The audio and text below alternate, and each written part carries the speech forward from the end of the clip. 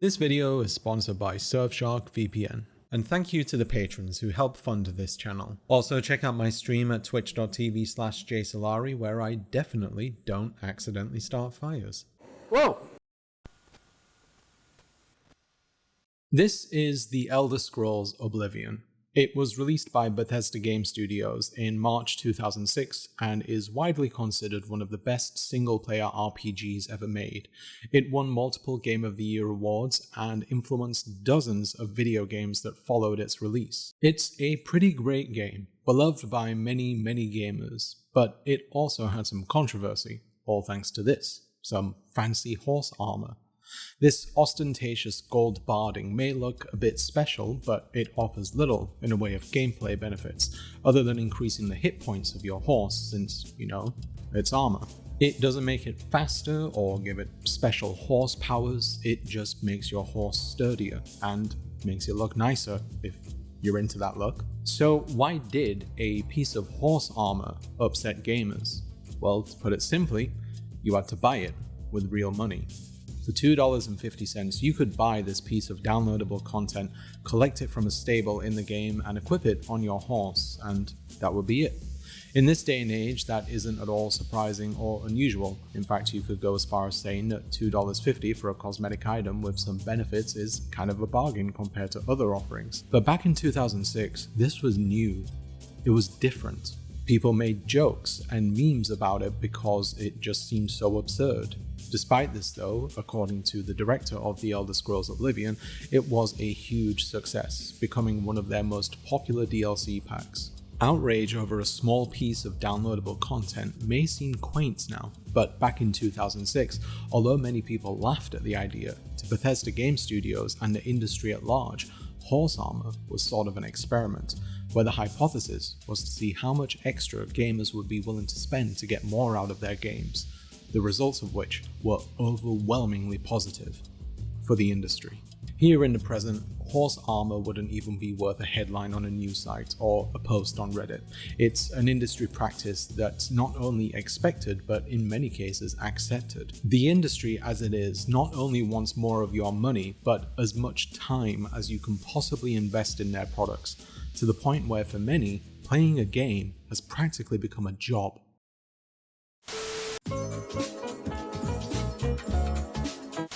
So I'm going to guess that 100% of you watching this video watch content on streaming services like Netflix, Hulu, Disney Plus, or one of the dozens upon dozens available. I mean, why wouldn't you?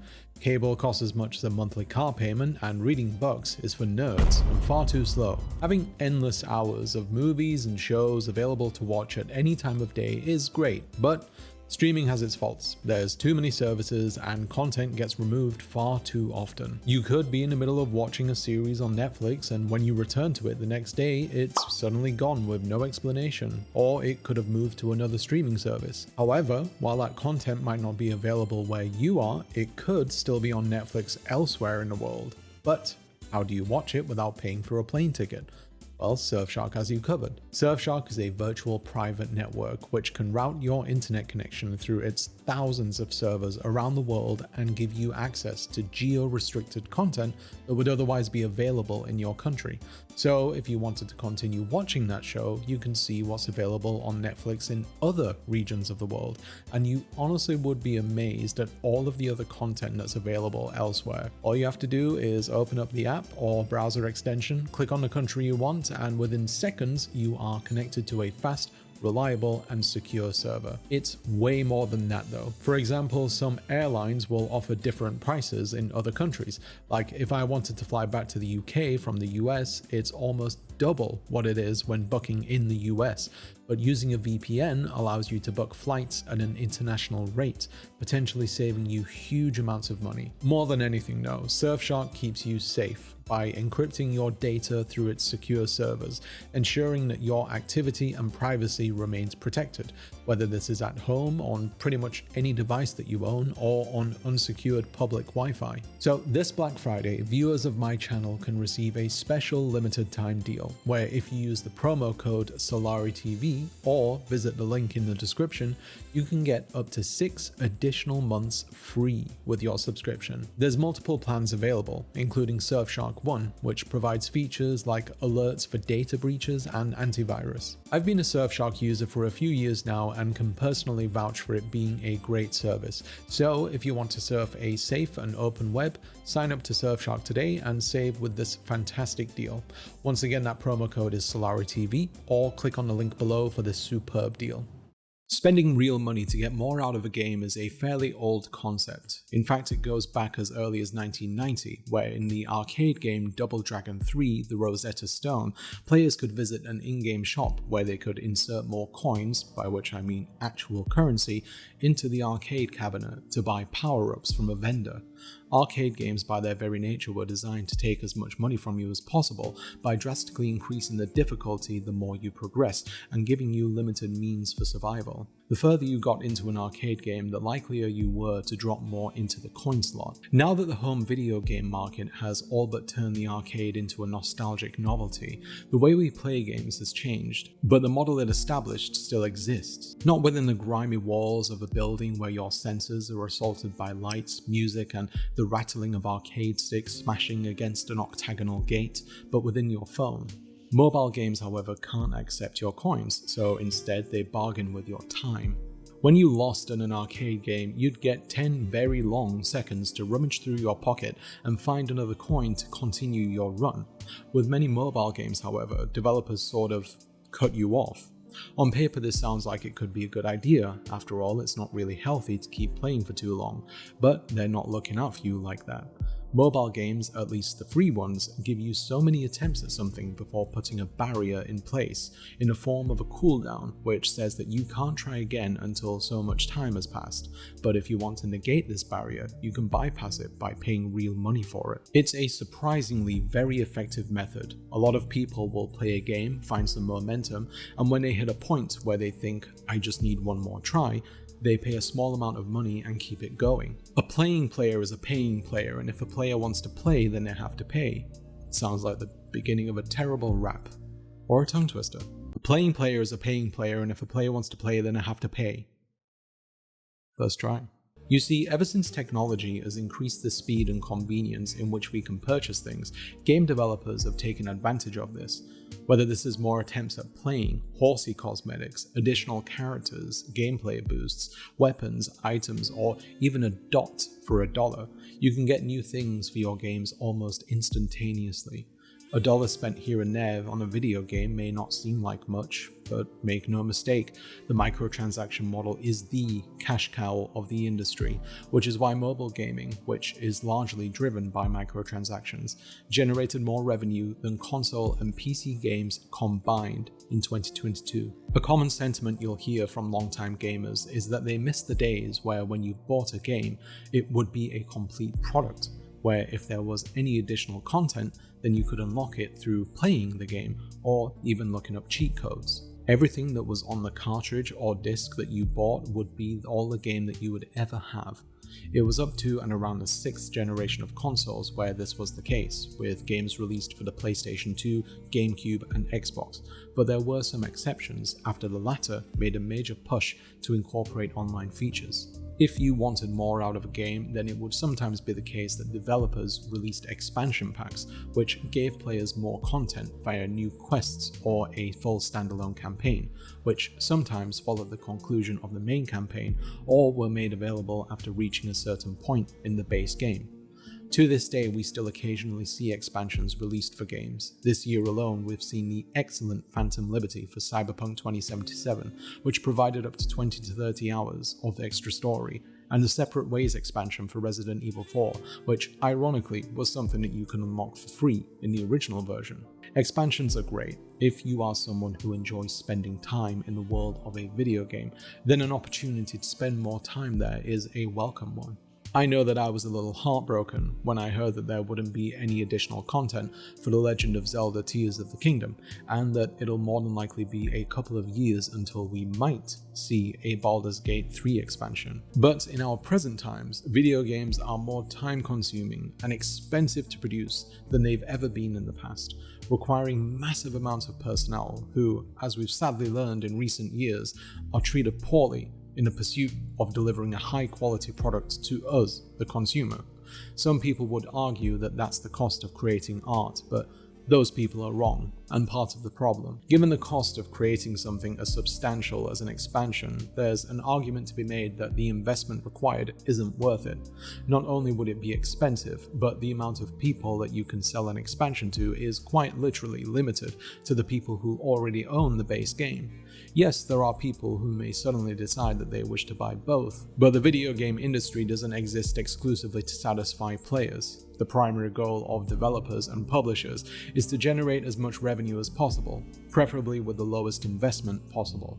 There are still some genres which are known for receiving frequent paid expansions and updates, namely sim games such as The Sims and City Skylines, both of which have dozens of content packs available for them, which fans generally love, except for The Sims 4, which put DLC behind more DLC, and the recent City Skyline 2 will continue that trend with future expansions. But the cost of producing this content is significantly smaller than, say, an expansion for a AAA game with a full story campaign. With that in mind, let's look at the choices that they have.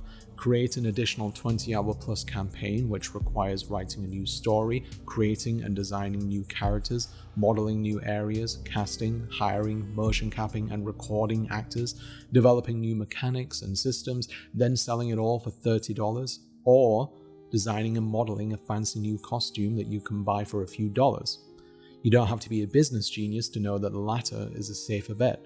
If a cosmetic doesn't sell much, then it's no big deal. It probably didn't take a staff of employees years to make. But if it does sell well, then your return on investment can be gigantic. And better yet, it can convince people to keep playing. After all, they have a fancy outfit now. They're going to want to show it off, especially if it's a multiplayer game. In recent years, live service games have become increasingly popular and more common. Practically every major developer has either tried or is currently trying to find a foothold in the market by producing games with substantial online components where gamers can play with others in cooperative or competitive settings, and by returning frequently they can gradually develop their avatar's power, along with showing off the fancy items and cosmetics that they've grinded for during their many hours of play. This trend was arguably kickstarted by the game Fortnite. Produced by Epic Games, the battle royale game in which players vie to be the last one standing became an unexpected mega hit and went on to become one of the most profitable games of all time. Like many other live service and mobile games, Fortnite is completely free to play, and it earns its money through microtransactions in the form of an online store and a purchasable seasonal battle pass. Fortnite's online store wasn't what you would expect though. Instead of having an entire library of cosmetics available for purchase at any time, they would rotate item availability for a brief window of time. Some might look at this and see it as an unusual tactic. I mean, why would you want to keep players from buying something that they want at any given time? Wouldn't you want a sale whenever you could get it? Well, the answer is deviously simple. A rotating storefront creates artificial scarcity. Physical products have their limitations. Manufacturers don't want to create too many of a certain thing because if they don't sell enough, then it can hurt overall profits. But digital goods can essentially be sold in unlimited amounts. By having a digital storefront which rotates goods in and out, games like Fortnite are able to drive up demand for goods that will only be available for a limited time, so players are driven to make impulse purchases since they may not know when said product will be available again. Think of it like the Disney Vault. Back when VHS cassettes and DVDs were a thing, Disney had the unique strategy of releasing their movies for a brief window of time, rather than allowing consumers to purchase all year round. They would release ads in which they would make it explicitly clear that if you wanted to own these movies to watch at home, then you needed to act quickly. Otherwise, it'll just be thrown back into the Disney Vault, probably alongside Walt Disney's frozen racist head. Obviously, there was never any physical vault, but the strategy was enough to ensure that when Disney home videos were available, people would want to secure their copy. Before the NFT market completely imploded, developers such as Ubisoft attempted to take advantage of this awful technology by creating one-of-a-kind game products that would supposedly appreciate in value over time. But I guess one day someone at the company realized that they didn't need NFTs to be considered one of the worst game companies in the world, so they dropped it. Gentlemen, We do not need the NFTs to be terrible. We are doing a good job all on our own. Très bien. The developer Valve has their own method of generating artificial scarcity with digital goods. After their game Team Fortress 2 transitioned to the free-to-play model, they introduced a system where players could unlock new items through regularly playing their games, or using their convoluted crafting system, which also required players to grind components. This included things like weapons, which offered advantages and disadvantages compared to the default ones, but the game became infamous for its wide selection of goofy hats. What made the game unique, though, is that these could be bought and sold via the trading system facilitated by Steam, Valve's storefront. The big difference, though, was that players could essentially decide upon the worth of a product instead of Valve, and the scarcity of items would determine how much something is worth. This premise may seem sound in concept, since it could potentially lead to a market in which players could set reasonable prices, at least compared to what game developers would ask for, but it's quite the opposite. Yes, there are lots of items that you can purchase for less than 5 cents, but for the rarer items, the prices decided upon by those who own them are beyond absurd. Valve adopted this model once again with the release of Dota 2 and Counter-Strike Global Offensive, which has since been replaced by Counter-Strike 2. In both of these games, players could earn cosmetics through either random drops or loot box style systems, where you're given a digital box of goods and have to pay to open them, a practice which has been deemed extremely problematic and so similar to gambling that some countries have banned it. By opening these boxes, you have a chance to win something that could be worth pennies or literally thousands of dollars. Why so much? Because despite the fact that these are digital goods that can theoretically be infinitely reproduced, Valve's loot system and the greed of players has created an economy in which people are asking for over 6 figures for a sniper rifle skin, or even $1 million for a digital knife. Because of Valve's very hands-off approach to regulating the trading system that they created, a massive predatory market has been created around it, encouraging serious gambling addiction habits in children and teenagers who place bets through grey market sites which most governments are unaware of, and Valve are uninterested in stepping in, despite knowing how problematic it's become.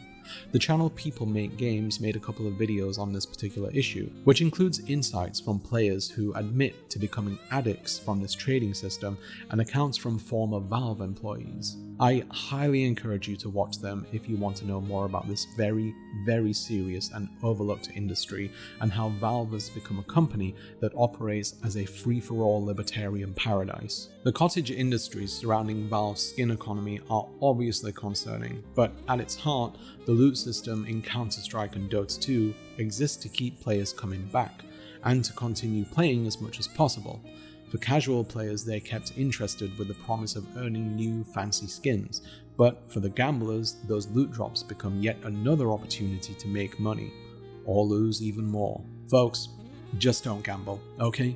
It's seriously addictive and it will ruin your life. There's a reason I don't promote mobile games on this channel, is because I am completely against gambling. So, Raid Shadow Legends, stop sending me emails. And believe me, that's very difficult to resist. These companies pay out a lot. Like, even a channel of my size, they're willing to pay, like, down payment on a house money. In 2016, the game Overwatch by Activision Blizzard became an immensely popular first-person competitive shooter. It had a vibrant cast of well-designed, interesting characters that stood out from each other and from the genre's counterparts, which had long been dominated by bland color palettes and largely uninspired military-style characters. The characters in Overwatch were beloved enough that it created a substantial amount of cosplayers, artwork, and adult content. Lots of it. Like, a lot. While Overwatch kept receiving regular free content updates which included new maps and new characters, one feature that kept players hooked was its massive selection of in-game cosmetics, which included things such as avatars, voice lines for heroes, and spray paints, but what players found most desirable were the new skins for heroes. Skins in Overwatch came in all shapes and sizes. The more basic and easily obtained would be simple color palette swaps that weren't all that remarkable. The ones that players truly desired, though, were its legendary skins, which provided a substantial overhaul of a character's default design, visually transforming them almost entirely, helping them stand out from the crowd. Whilst this concept is nothing new, the method in which you obtained cosmetics in Overwatch was different to the competition at the time, and a fairly new concept to gamers. To acquire these in-game items, you had to open loot boxes, and what came out of them was completely random, with a legendary drop having about a 7.5% chance of appearing. Bear in mind that even though the chance doesn't seem too bad compared to similar systems found in games like Genshin Impact, that's a 7.5% chance to drop any legendary, not necessarily the one you want. I'm terrible at maths, so I can't begin to figure out what the odds would be to get one particular skin, but if you know, feel free to share in the comments. Either way, you can guarantee that the number would be very, very low, especially when you consider that it was possible to receive duplicates of items that you already owned. Loot boxes in Overwatch were mostly acquired through two methods. You would receive one each time that you reached a new level, or you could just pay for them, and just like with real-life bulk purchases, the more you bought, the less you had to pay. Overwatch is arguably the game that kicked off the loot box craze, and many other developers tried to include the system in their new releases, or in some cases, tried to stuff them into long-running games that wanted to capitalize on their popularity. Most of these attempts were unsuccessful, and in some cases created an unfair playing field on a gameplay level. However, it's not an understatement to say that the loot box system in Overwatch was wildly popular and successful. People kept grinding levels just for another shot at a skin that they wanted.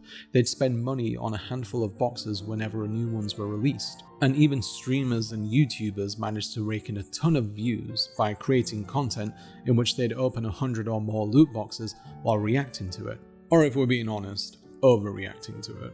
In time though, people began to see loot boxes for what they were: gambling.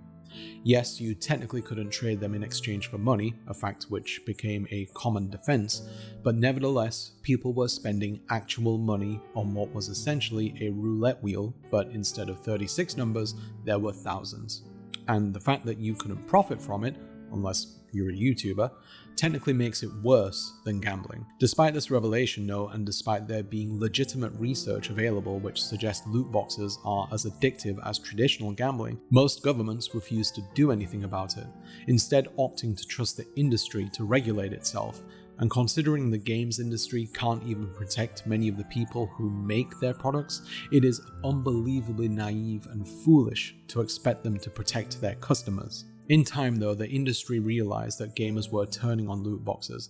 It went from being this new way to earn in-game cosmetics to an addictive cycle of grinding and spending, which was eventually made worse by including drops which could give some players advantages over others in competitive games such as Star Wars Battlefront 2, which had loot boxes that were so bad that the game was essentially dead on arrival, and failed to recover despite their eventual complete removal. Loot boxes do still exist in spirit. EA's FIFA, or I guess FC series, has been using a similar system for years with their Ultimate Team mode, and it's an extremely popular and profitable feature, with players spending hundreds or even thousands on foot packs before they even play a single match.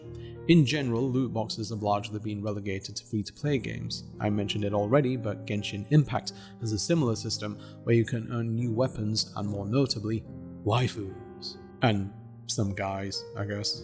Gamers may not take too kindly to loot box systems these days, but it doesn't stop games that use them from becoming successful. And boy, is Genshin successful. Like, GDP of a small nation successful. In Genshin Impact, loot boxes are called wishes, which I'm sure people find ironic, since after spending hundreds of dollars to get one character, they wish that they could get their money back. Most of the time you could get what many consider trash drops in the form of 3-star weapons, but if a player doesn't earn a 4-star rated item or character within 9 wishes, they're guaranteed one on their 10th. The most coveted though are 5-star rated characters and items, which at their base level have a pitifully low 0.6% chance of dropping. Genshin Impact and some other games like it implements what's known commonly as a pity system though, which increases your chance of earning a 5-star drop depending on how many wishes you use. As for reaching the point where you're guaranteed a 5-star drop, the system will grant you one on your 90th wish, that's 90, amounting to approximately $365 depending on discounts. And to make matters worse, it could be a duplicate of a character that you already own. Yes, it is more likely that you will gain one before that point, but it goes without saying that the system is clearly designed to keep people spending. You could say, well, no one's forcing you to spend money on it, which is true of every game with microtransactions, but many people are extremely susceptible to being coerced into spending massive amounts of money on games with baked-in gambling mechanics, and the games encourage this in numerous ways. Games like Genshin Impact introduce players to its economy early into their time playing by practically showering them with free gifts such as wishes, so they get an opportunity to experience the thrill of getting items and characters without having to spend a penny. You keep playing and the game continues to be generous until the rewards start drying up and you start to feel deprived. At this point, you've reached what's commonly known as the free-to-play paywall, where if you want to progress further or continue earning drops, you have to start paying for it, and it's not always cheap. Games like Genshin Impact also tend to get far more difficult later on, requiring you to increase your power level to contend with it, which can be accomplished by grinding the available free features. But the process is expedited drastically if you open your wallet and pay for things that accelerate your progress. Even outside of these games, the temptation to spend can be present and encouraged by the developers of the game in less than honest ways. In 2020, the streamer Salari accidentally showed an in-game message sent by MiHoYo, the developer of Genshin, containing free primogems, the paid-for in-game currency used to purchase wishes among other things, amounting to 2,000 in total. This practice isn't too surprising. It's no secret that developers send streamers free things all the time to promote their products on stream, but these particular messages included instructions from MiHoYo saying, "Please refrain from sharing the contents of this message with anyone." It may not seem like much. A wish in Genshin Impact costs 160 primogems, so 2,000, which roughly amounts to $30, buys you 12. However, this is one instance that we're aware of. For all we know, MiHoYo could have sent streamers and YouTubers way more free currency with the intention of making hundreds of wishes in front of their audience and creating hype, driving viewers to want to experience something similar in hopes of achieving similar success. Just like a casino though, the house always wins. And if you do happen to get that weapon or waifu that you've been pining for, by that time you could possibly be hundreds or even thousands of dollars in the hole, and all you have to show for it is a collection of polygons on a screen. And I really doubt that many credit card companies will be very happy with accepting the excuse that your payment is going to be late this month because you needed Mona. As mentioned already though, in most cases gamers have become wary of the loot box system, so understandably companies needed to come up with other methods to keep players spending and playing. They needed to come up with a new system which would retain their audience and reward them for committing their time to a game, but without seeming exploitative, at least on the surface. It couldn't come across as unfair or based on random chance, but instead give players transparency for what they could earn. And so we reach what is basically our present situation with the rise of the Battle Pass. The Battle Pass is a concept that was originally conceived by Valve for the extremely popular MOBA Dota 2 in the run-up to the 2014 tournament The International. Players could purchase a digital in-game compendium which allowed them to track the event and make predictions to win rewards. But this year, they implemented a reward track in which players could earn items and cosmetics for heroes, many of which would be made unavailable for purchase or unobtainable after the event had ended. You could gain levels through playing the game, but the speed in which you could progress was very slow, meaning that you'd have to play a lot of matches to reach the max level. And considering Dota 2 matches are around 30 to 40 minutes, if not longer, that can be an unreasonable amount of time playing for most people, not to mention an agonizing experience given the toxicity of the game's community. Public service announcement, don't play Dota 2, it'll ruin your mental health. The main way people would progress in Battle Pass levels would be to pay for it, and boy did people pay.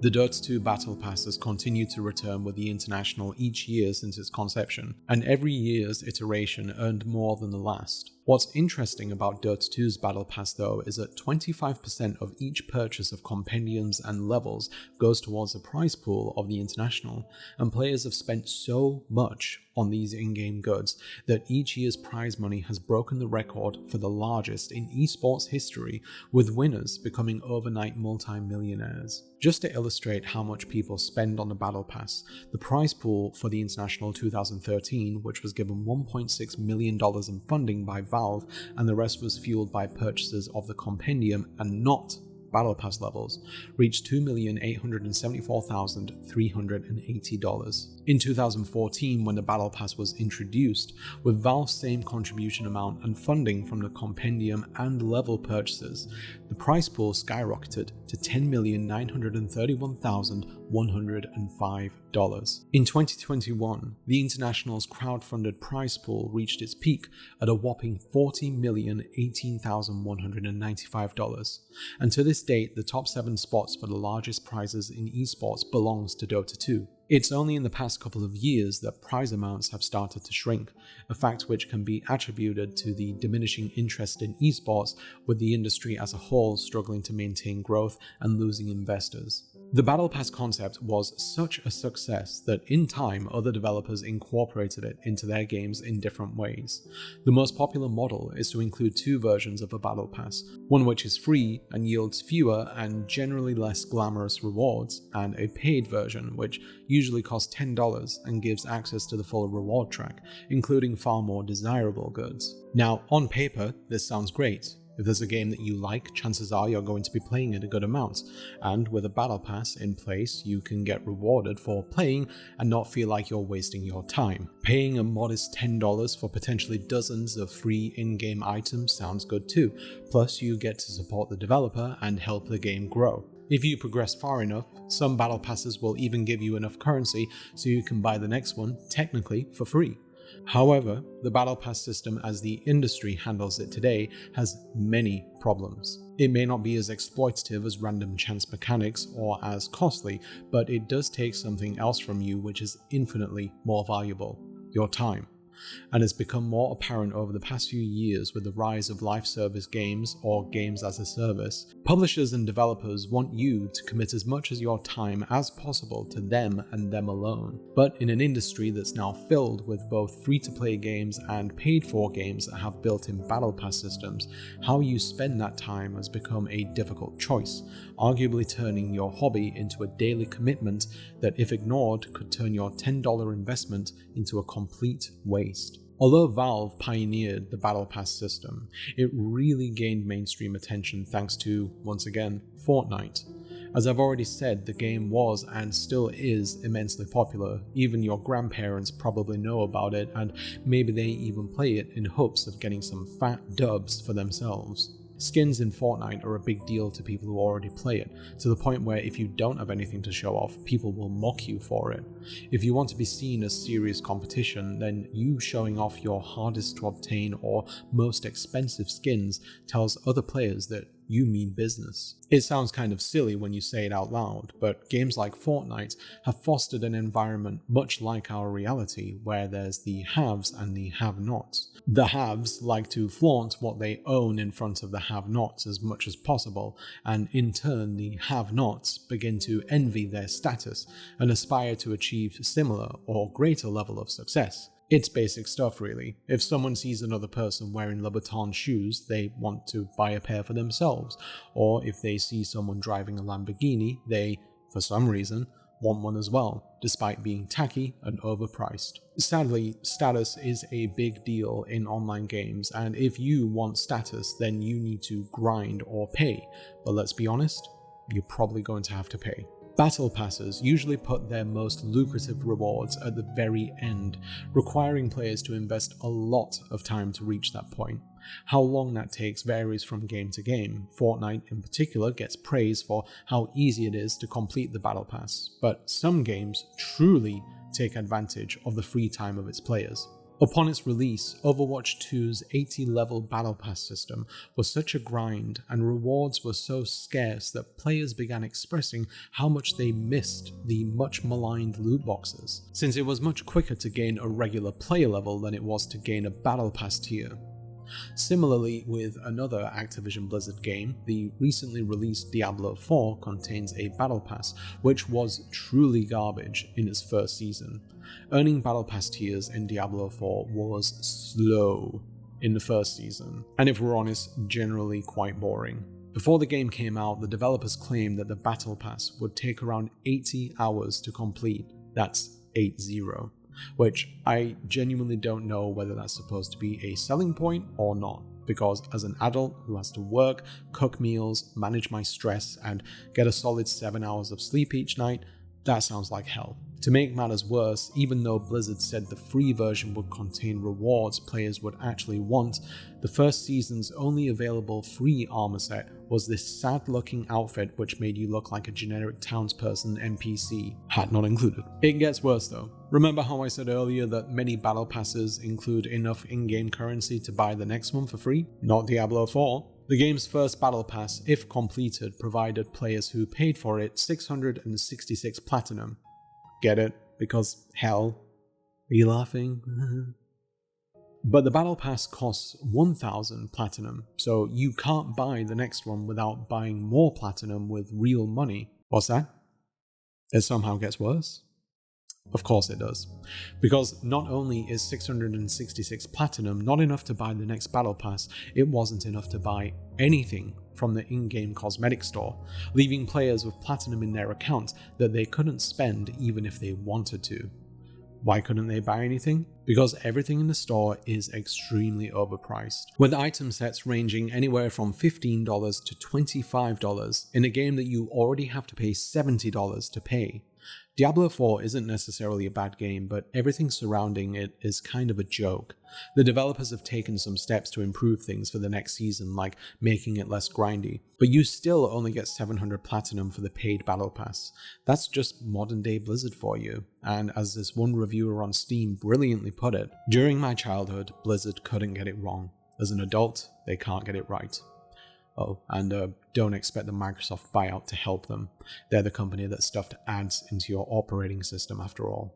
Battle passes have made playing games exhausting. They're present in way too many titles and take way too much time and effort to progress. They're time gated, so they pressure you into finishing before the deadline, and although that $10 entry fee might seem like a sound investment, if players find they're unable to complete a battle pass before it expires, they could be compelled to spend way more money by paying for levels, which can ultimately cost far more than $10, resulting in a sunk cost fallacy, in which someone keeps pumping money into something in the belief that their time investment will have been wasted otherwise. Look, video games aren't cheap to make, I get that.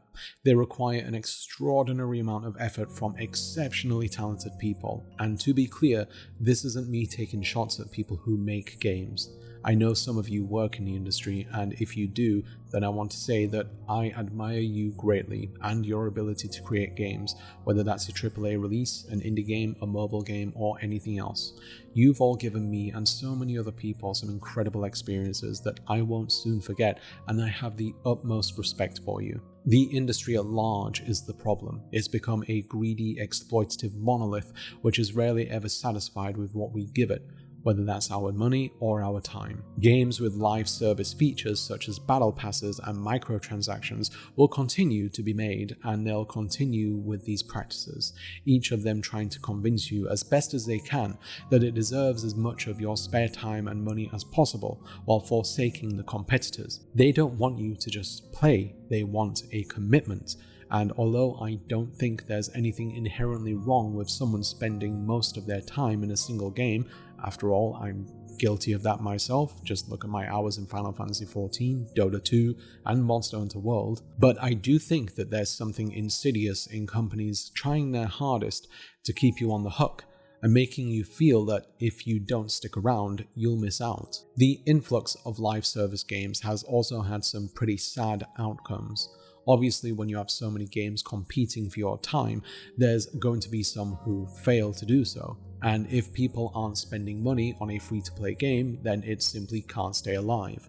The live service model hasn't been around for a long time, but lots of games have been released and subsequently shut down entirely due to them not being able to find a stable, sizable audience to keep them going. Some of these games were genuinely good and had the potential to go the distance, but they were shut down within a matter of months after just being released. Just this past September, the live service extraction shooter Hyenas was unceremoniously cancelled by its publisher Sega before it was even released to the public.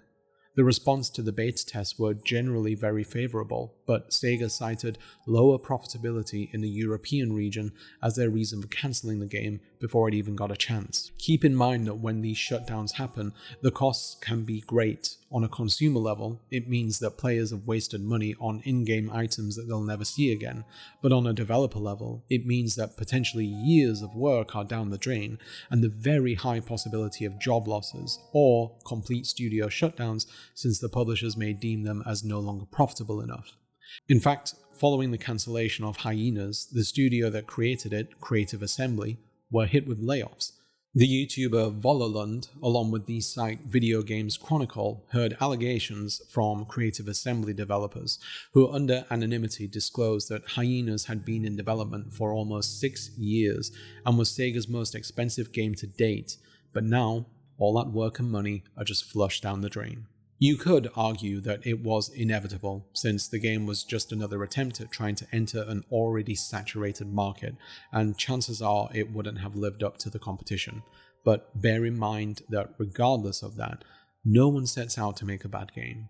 Even if this project was just a mandate by Sega, you can bet that the people at Creative Assembly tried their damnedest to make something that they could be proud of, and as someone who tried out the beta, it honestly wasn't a bad game. But I guess we'll never know what the future held for it, because it never even had an opportunity to fail. This is not the first time that this has happened, and it won't be the last. Game developers deserve to have their jobs protected, and they deserve the right to a union. So, what can be done about this? Well, I'd love to tell you to just take a step back and not let video game companies take advantage of you, but that's much easier said than done. Developers have made the loop of investment and return into an art form, with the assistance of literal psychologists who help them design systems which appeal to players, whether that's the gratifying sights and sounds of opening a loot box or creating battle passes that justify our time investment. Telling people to just step away from their games is a tall order because we're all different and we're all susceptible in different ways. I may think that spending $25 on a cosmetic in a video game is absurd, but to some of you that might not be a big deal. And that doesn't necessarily depend on how much money a person has, since there are plenty of people out there who work paycheck to paycheck that still think it's justifiable to spend hundreds of dollars on a game. I will say though that the next time you're tempted to spend in a game, really take a moment to think about what that money is being spent on, and what else that amount could buy, what it could mean in the long run, and whether it truly matters if you don't have something. I wouldn't consider myself a Buddhist, but I like to live by the teaching that life is suffering and suffering is desire. So to minimize our suffering, we need to properly manage our desires. But you know what? Right now I'm earning like $500 a month from YouTube and Patreon, so forgive me for being a bit stingy with my desires. I'm also not really keen on the whole vote with your wallet thing. A democracy that values voices based on wealth or spending power is intrinsically flawed, and even though it can be effective, it's a method that's not worth using. Instead, be vocal. Tell publishers and developers that you don't like what they're doing and why you don't like it. Voice your opinions on social media, their forums, or even their Discord servers. They all have one these days.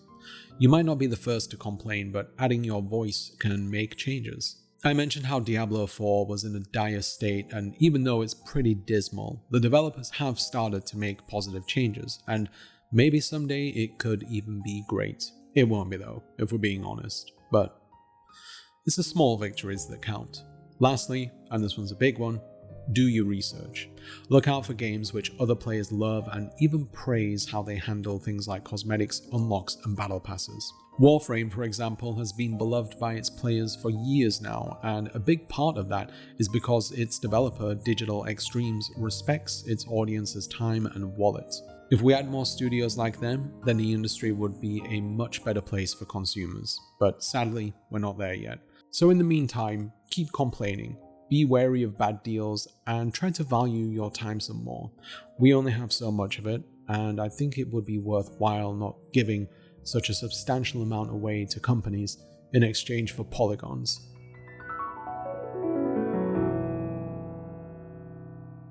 Thanks for watching. If you enjoyed the video, then don't forget to click on the like button, and if you subscribe, be sure to enable all notifications. If you'd like to help support the creation of future videos, any support on Patreon is greatly appreciated, and you get early ad-free access to new releases. I'd like to thank all of the patrons who donate, with a special thank you to the following: MD Bagel, Joker D Black, Liana, Syndrome Noir, JP, Minty, Infernal Ramblings, Malcontent, Jacob Mayer, Zoe B, J Miz, Mech, Ellis Wren, Beige Circle, Jonathan Morris, Aria Rose, Caro Schultz, Bailey Grevling, Catherine Pandel, Candide, Dan McCrary, Remy Allen, Grant B, Enrique Gutierrez, Alina, R. Atoms, Games, Sparrowwagon, Dylan Weirasing, Ruby O'Connor, Tadeo Dioria, Ryan Osterman, Liberty Anyanaga, Jay, Catherine, Patrick McBain, Gina I, Henry the Longshot, Lizzie Peasy, King Me, Fishcatch, Haplo, Tanda, Gertz Weinreich, BestFriendsGang.tv, Charlie, Chris Smothers, Locked In, Kevu, and Lucky Number Devon. Thank you all so much from me, my wife, and our cats. YouTube's a tough gig, and your help really does go a long way. Remember that you can catch me live at twitch.tv/jsalari every Tuesday at 2 PM EST, where I'll be doing a holiday baking stream this December. Hopefully, it'll be more successful than the Halloween one, where I forgot that paper is flammable. You can find the link to my stream below, but in the meantime, take care of yourselves, folks, and I will see you next time. Bye bye.